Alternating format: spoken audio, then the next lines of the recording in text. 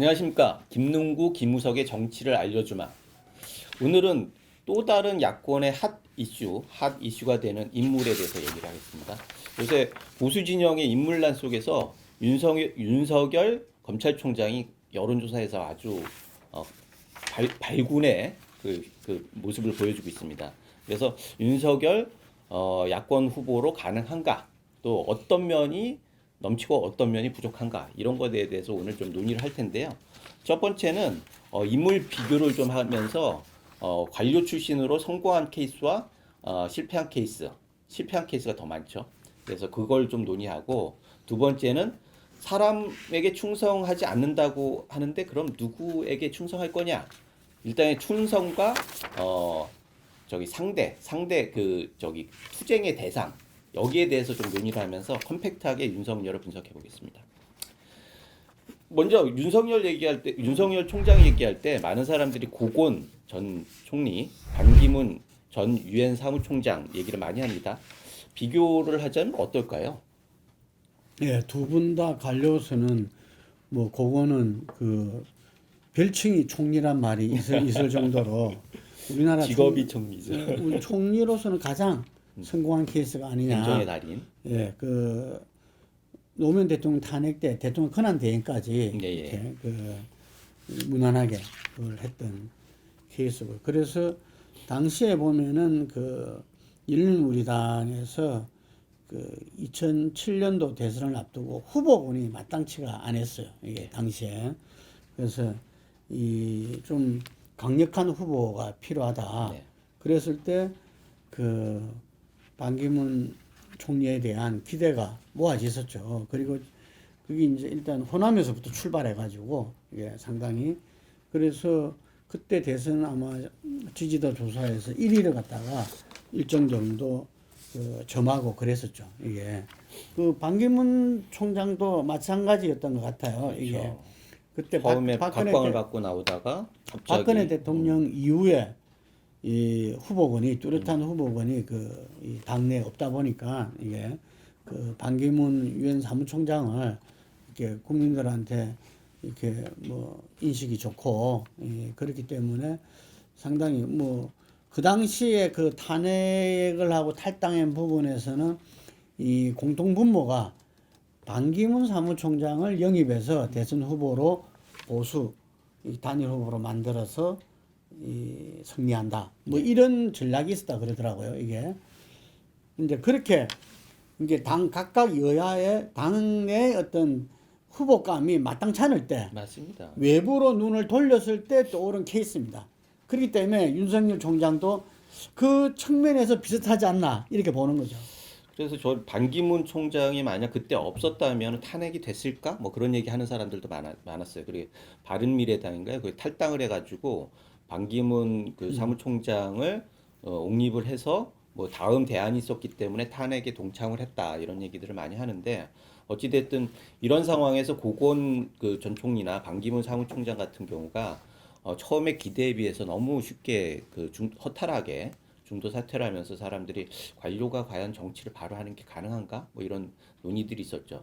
반면에 총리 출신으로 정치에 어느 정도 안착한 분이 있어요. 그게 이회찬 전 총재인데요. 이회찬 총재 같은 경우는 뭐 감사원장 YS 때죠. 감사원장 국무총리라면서 대통령과 아주 세게 맞섰죠. 그래서 대중적 지지도를 끌어올리고 그다음에 그 당에 안착이 됐는데 비례대표로 처음에 들어왔죠. 96년도에 비례대표로 들어와가지고 평의원을 한 1년 정도 하다가 1년 채 안 돼가지고 대표가 되고 그러면서 자연스럽게 안착이 되고 그 다음에 이어지는 대선 후보로 나갔는데 이 과정에서 재밌는 건 사실 97년도에 YS하고의 결별 상황입니다. 만약에 이때 그 재밌는 건 아니죠. 사실 보수 지정에서 슬픈 게 대통령이 당선이 되게 할 수는 없지만 안 되게 할 수는 있다라고 하는 전범 같은 걸 보여주는 케이스예요. 그래서 대통령과의 관계가 굉장히 중요한데 그걸 어떻게 슬기롭게 잘 해야 하나 그런 문제점들을 계속 갖고 있었고요. 그 다음에 2007년 뭐 중간에 다시 정계 복귀해가지고 개혁 공천을 통해서 총선에서 굉장히 그 급부상을 했죠. 그 다음에 2007년 대선 때는 다시 약간 사람들이 얘기하기를 다시 관료로 돌아갔다 이렇게 하면서 결국은 큰 차이가 아니지만 결국은 대선에서 실패를 해가지고 노무현이라고 하는 전혀 색깔이 다른 그런 정치인을 등단시키는데 좀 기여를 한 측면도 있습니다. 당시에 보면은 보수로 기울어진 운동장이다 이런 이야기를 많이 했잖아요. 예, 예. 그래서 보수가 질래야 질 수 없는 선거를 이해창 그 후보 시절에 두 번이나 졌다. 처음에 39만 표, 두 번째 53만 표.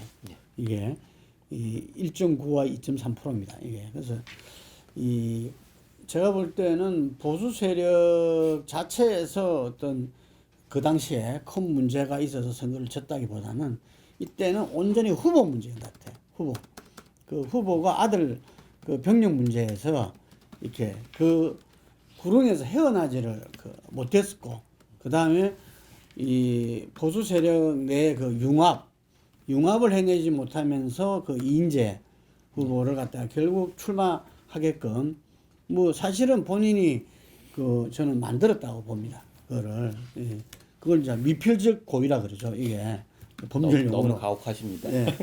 그래서 거기서 뭐 39만 표 졌는데 글로 500만 표 갔으니까 그 표가 뭐 어디 표겠어요, 그게.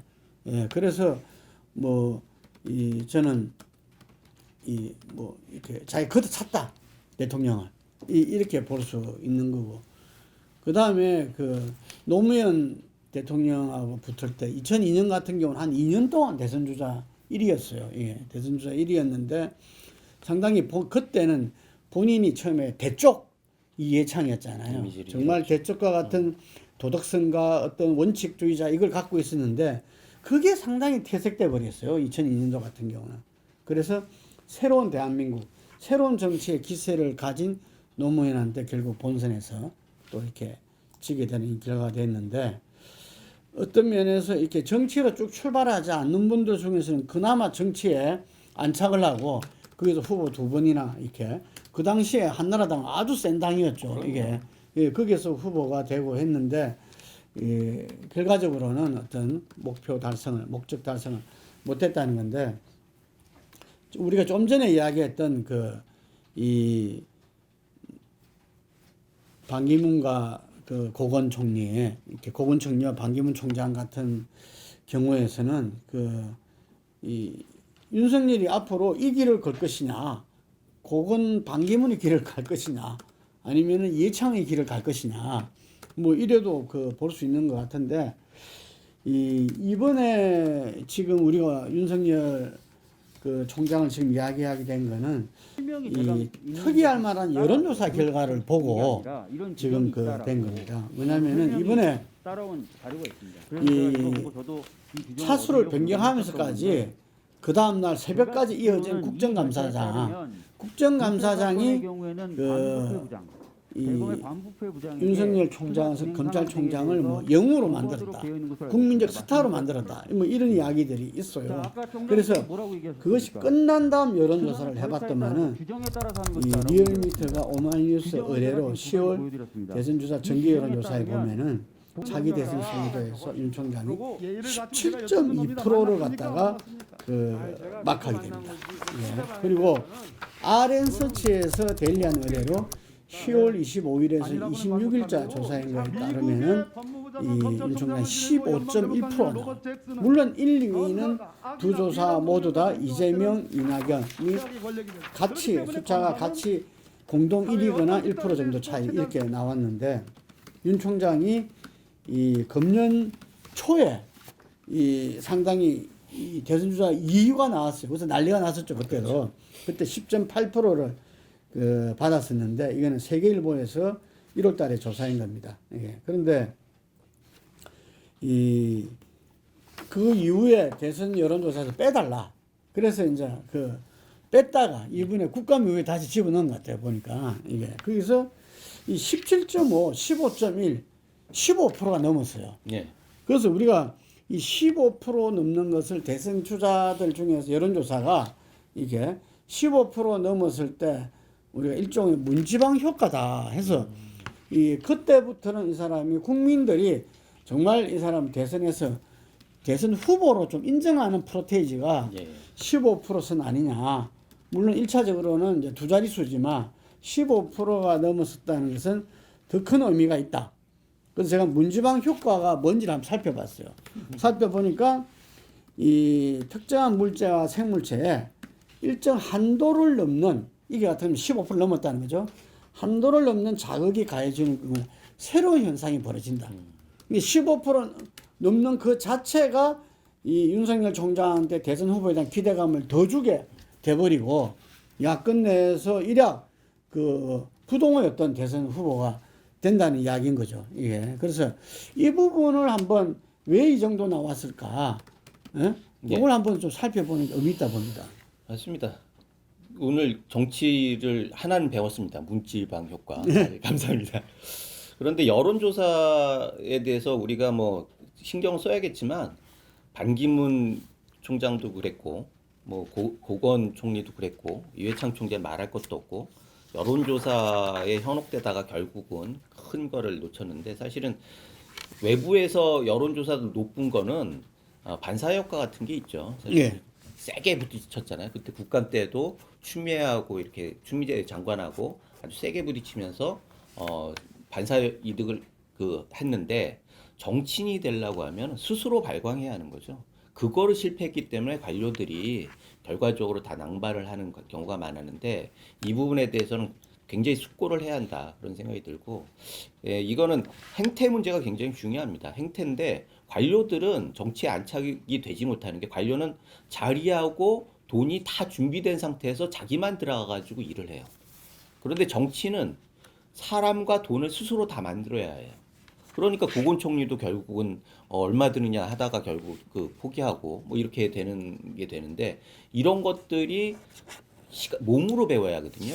그래서 들어와가지고 갑자기 혜성과 같이 들어와가지고 하면은 버티기가 힘든데 이회창 총재 같은 경우에도 한 1년 가까이 의원 생활을 했기 때문에 일정 정도 훈련돼서 총재를 대표를 대고 이렇게 하면서 했기 때문에 안착이 됐듯이 윤석열 총장을 비롯해서 여러 사람들이 결과적으로는 이런 숙성의 시간이 꼭 필요하다. 지금 이렇게 옷 벗고 바로 정치하는 거는 사실 좀 위험한 측면이 있다. 그렇게 되면 본인도 굉장히 난관에 처할 수도 있고 또 그걸 추대했던 사람들도 갑자기 허탈해질 수 있어요. 그러면은 그야말로 뭐 다른 카드도 키워보지 못하고 결국 하다가 낙마를 해버리는 그러니까 좌절을 해버리는 이런 경우가 될 수 있어서 보수 진영을 위해서나 윤석열 총장 개인을 위해서나 일정 정도의 숙성의 시간이 필요하다라는 생각을 해봅니다. 우리 역사적으로도 역대 대통령들이 금방 말씀하신 이렇게 정치권이 아니었던 사람들도 이렇게 의정 활동을 통해서 이 풍부한 정치 경륜과 고도의 정치 전문성을 갖고 해야 되는 게 대통령이냐 뭐 온갖 결정을 갖다 대통령제에서 더욱더 그하니까 네. 그래서 우리나라에서는 그걸 갖다가 이 저항적 이렇게 권력 구조다. 대통령은 저항적 대통령이 그래서 권력 분산에 대한 개헌에 대한 요구가 많지 않습니까? 예, 제가 그래서 이 점점 민주화 사회가 되고 정치적 정보화 사회가 됐을 때는 한 사람이 모든 걸 결정한다는 것은 상당히 좀 그 자체가 문제가 있는 것 같아요. 이게 그래서 이 개헌은 아마 곧 이 우리 정치가 이 가야 될 길이라고 이렇게 보여지는데요. 이 윤석열 총장 같은 경우는 이런 높은 지지도가 나온 게 본인이 지난 국감장에서 이 국민들한테 기대를 줘버린 겁니다. 이게 자기는 정치 출마 안 한다 뭐 그런 이야기도 지난번에 했잖아요. 지난번에는. 근데 이번에 그걸 딱 잘라 말을 안 했어요. 아니 지금은 본분에 일종하겠다. 그런데 그만 은퇴 후에는 그 나라와 사회에 봉사하겠다는 이야기를 했어요. 은퇴 후에 이게. 그래서 그 봉사라는 게 상당히 정치적 용어다.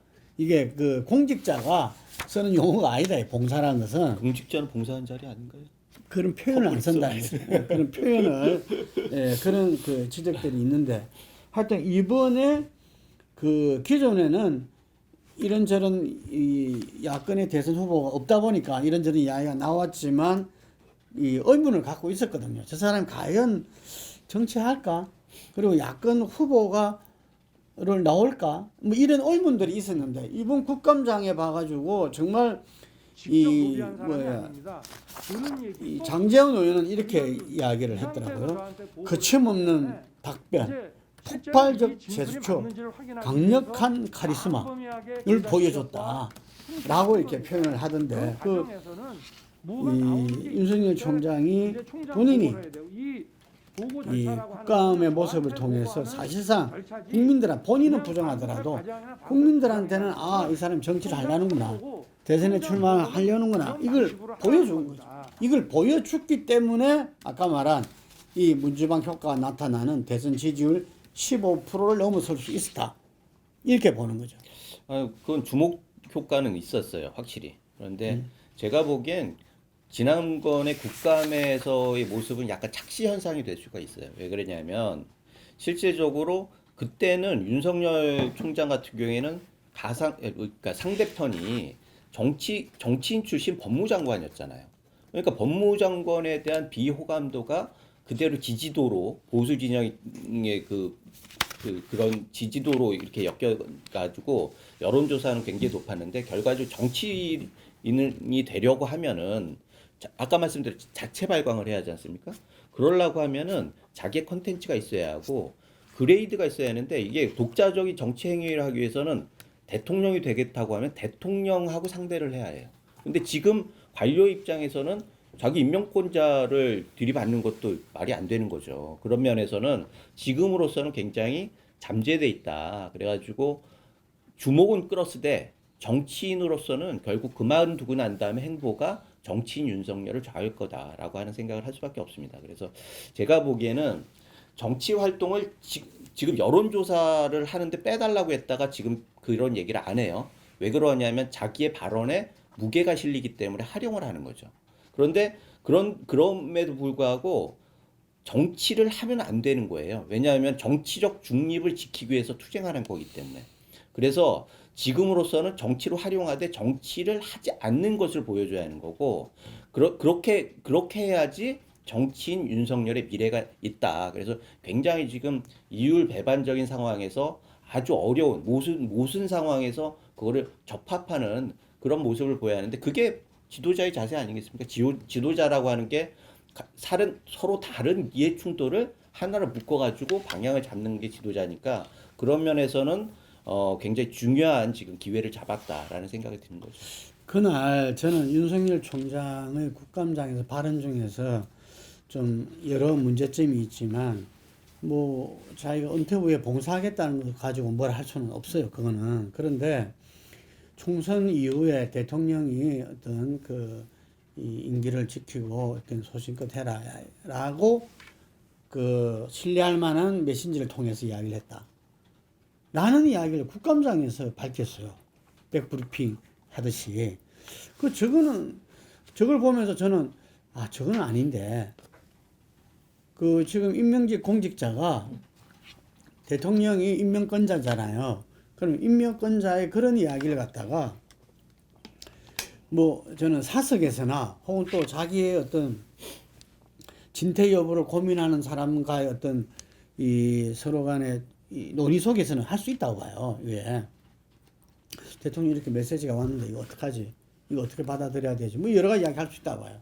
하지만 국감장에서 온 국민이 보면서 있는 그 가운데서 그런 이야기를 한 것은 저는 공직자의 처신으로서는 상당히 실망스럽다는 점을 하나 이야기 드릴 수 있고요. 그리고 수사 지휘권을 처음에 받아들이고 그 다음에 국감장에서는 거기에 대해서 이 불법이라 이렇게 법에 맞지 않다고 이야기를 했잖아요. 이게.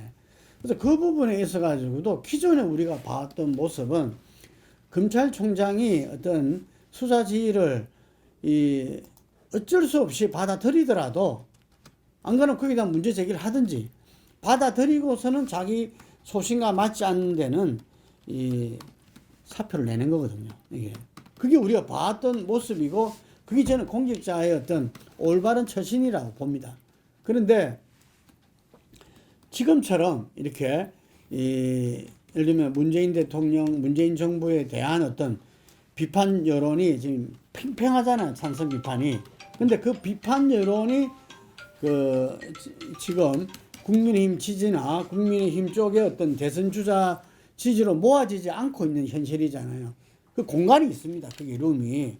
그러니까 아까 말한 대로 그 공간에 본인이 들어가서 본인이 생각하는 검찰개혁 부분들에 더 힘을 얻겠다고 생각을 한다면은 그건 참 난센스다. 예를 들면은 저는 그런 모습은 우리 국민들이 용납치 않을 것이다 그래 봐요. 예. 그래서 이 본인이 또 아버지가 충청이라서 충청 대방론도 안을 수 있고 보면 전국적으로 지역별로 세대별로 뭐 아주 고른 지지를 받고 있어요. 그래서 저는 이 우리가 이전에 이 국정원 댓글 사건에서 봤듯이 어쨌든 소신이 강력한 사람이잖아요. 예. 그렇기 때문에 이 본인이 생각을 해가지고 어떤 트레이닝 과정, 수련 과정을 거쳐서 프로세스를 거쳐서 뭐 정치를 할 수도 있다고 봅니다. 그거는 우리 이 헌법이 보장하고 있는 거잖아요. 그게. 예. 그렇지만 공직자의 길로서는 분명해야 된다. 이게 그래서 그런 점에서 그 부분을 혹시 이 진정한 검찰 개혁으로서 대선 주자 1위를 활용하려고 한다면은 그것은 곧 난간에 봉착될 수밖에 없다. 저는 그렇게 봅니다. 이게 그래서 지금 많은 국민의힘 관계자들도 이 윤석열이 저렇게 15% 이상 좌표를 차지해 버리면은 나머지 대선 주자들이 설 땅이 없다. 이게 당으로 봤을 때는 아까 말씀대로 반기문 총장한테 다 몰리다 보니까 그다음 아무 준비도 없는 거예요. 이게. 예, 그래서 이 당에서는 이걸 냉정하게 봐야 된다. 이게 들뜰 게 아니라 냉정하게 봐야 된다. 이런 이야기를 갖다가 이야기가 나옵니다. 그래서 제가 볼 때는 이 윤 총장도 그렇고 국민의힘에서도 이 여론조사에 대해서 냉철하게 봐야지 1위 1비나 혹은 활용하려고 든다면은 곤란한 상황이 접할 것이다. 이래 봅니다. 맞습니다. 하여튼 지금 저하고는 약간 관점이 약간 다르긴 하지만 논란의 중심이 있는 거는 틀림없습니다. 그래서 과연 윤석열이 지금 이 상황을 잘 극복하고 승천할 거냐 아니면은 잠룡으로 그냥 역사 속에 이렇게 하면서 이렇게 페이드 아웃 될 거냐 이런 것들은 앞으로 좀 지켜봐야 할 것 같고요. 우리도 계속 지켜보면서 네. 앞으로도 다시 대화를 나눌 기회가 있을 거다라고 생각을 하고 오늘은 여기까지 하겠습니다. 감사합니다.